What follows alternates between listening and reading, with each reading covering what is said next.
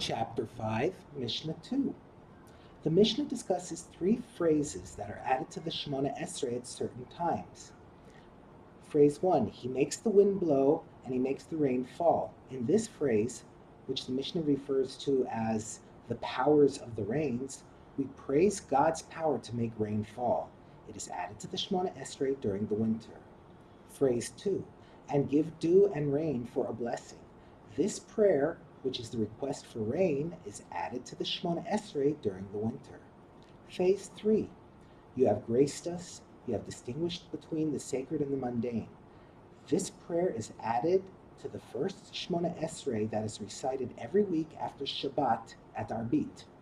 The Mishnah calls it Havdalah, literally separation, because it marks the separation between Shabbat and the ordinary days of the week. The Mishnah teaches where in the Shemona Esrei each of these phrases is added.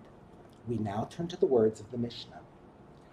We mentioned the powers of the rains, i.e. we add the phrase, he makes the wind blow, etc., in the blessing of the resurrection of the dead, the second blessing of the Shemona Esrei, because just as the resurrection of the dead renews human life, rain renews and sustains all living things.